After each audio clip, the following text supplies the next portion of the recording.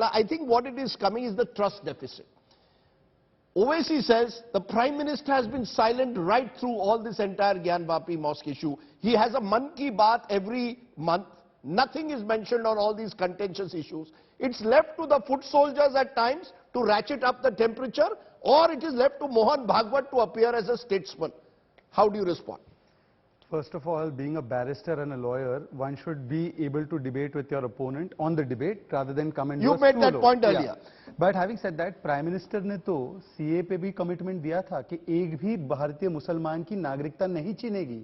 इन्होंने तो उसी पार्लियामेंट के कानून को, जिस पे by the way it has not gone to court for stay, he tore it up and he said मैं CA का कानून नहीं मानता. Because he says it's against the constitution. He says the CA is against the constitution. Who determined that? The courts will determine that. Has it been determined as unconstitutional? Is Asaduddin Owaisi the court of law?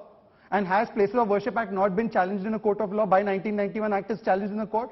Ruling on that, the Supreme Court sent the matter of Gyanvapi to the district judge. No, why don't you amend it? It's your government. No, 1 minute. Shehzad Punawala, you are a majority government. Go and amend the Place of Worship Act. Rajdeep, you studied law, although yes, you I practice, do. Yeah. A matter which is sub judice, can it be amended in Parliament? There is nothing. There is nothing that allows the Parliament to discuss any matter which is in a court of law. There is nothing that stops the Indian part. There is nothing that stops the. If you believe so strongly that the Places of Worship Act is unconstitutional, what stops the BJP from amending it? Okay, let me clarify this again, once again. The matter which is in court of law, as per the legislative separation of powers, legislature, judiciary and executive, we can't amend or make a law on a matter which is in court. Even the barrister knows that, but the good barrister knows that there's no stay on CAA, there's no unconstitutionality declared on CAA. The Prime Minister of India, Shri Narendra Modi, came and said that CAA se ek Musalman ki nagrikta nahi chinegi, and till date nothing has happened, but he does not believe the Prime Minister's commitment on that. Why? He does not believe the Prime Minister's commitment that 13 crore toilet bane hain, usme Mohammed ko bhi mila aur Mohit को भी मिला. He does not believe the Prime Minister's commitment that 9 crore Ujjwala योजना की cylinder दी गई है, शिल्पा को भी मिला, सुल्ताना को भी मिला. And one more thing, today Barrister Owaisi quotes America. The same America has said that war on terror is against the pan-Islamic terror in this world. Does he agree with that statement of America? The same America and FBI has said that madrasas have taught the ideology of terrorism in those madrasas in Pakistan. Does he acknowledge that madrasas can have the seed of terrorism in that? Today he is quoting America as if it is Quran. My God, Mr. Owaisi. And lastly, why should I trust Mr. Owaisi? The question should be, why should I trust a man who says that Yaqub Memon has got saza because he's a Muslim? Does he believe in the courts? He is coming and lecturing us. He believes in AIMPLB, which says 3 talaq ka faisla hum nahi manenge. Muslim women don't have the authority to make their own rights. And he comes and lectures us.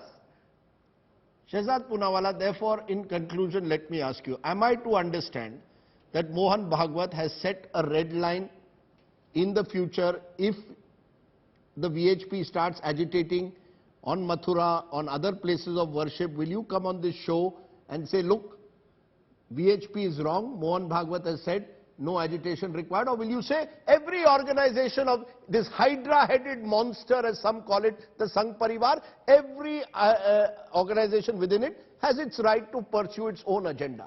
There is only one red line, and that red line was said by Baba Saheb Ambedkar, the red line of the Constitution. Mr. Mohan Bhagwat ji has reiterated it, and if anybody, whether it is Sir Tan Se Juda lobby or whether it is any other lobby, violates the Constitution, the law will act.